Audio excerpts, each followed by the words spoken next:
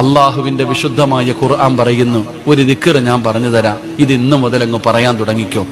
ഈ പറയുന്ന ദിക്ർ നിങ്ങൾ പറഞ്ഞ അള്ളാഹു നിങ്ങൾക്ക് നൽകിയ നിഅമത്ത് മരിക്കുന്ന കാലം വരെ നിലനിർത്തി തരും. അള്ളാഹു ഭാഗ്യം തരുമാറാകട്ടെ.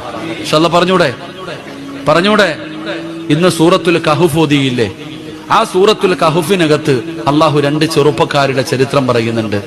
അതിനകത്ത് ഒരു ചെറുപ്പക്കാരൻ തന്റെ കൃഷിയിടം മുഴുവനും തന്റെ വിളവുകളൊക്കെ നഷ്ടപ്പെട്ടു പോയപ്പോ ഒരാളോട് പറയുന്നുണ്ട്, ഒറ്റ ദിക്ർ പറഞ്ഞിരുന്നെങ്കിൽ നിനക്കിത് നഷ്ടപ്പെടില്ലായിരുന്നു.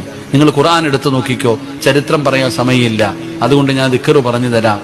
മാഷാ അല്ലാഹ് ലാ ഖുവത ഇല്ലാ ബില്ലാ. വീട്ടിൽ കയറുമ്പോ പറയുന്നുണ്ടോ വീട് നിലനിൽക്കും. കാറിൽ കയറുമ്പോ പറയുന്നുണ്ടോ കാറ് നിലനിൽക്കും. കടയിൽ കയറുമ്പോ പറയുന്നുണ്ടോ കട നിലനിൽക്കും. ജോലിക്ക് പോകുമ്പോ പറയുന്നുണ്ടോ ജോലി നിലനിൽക്കും.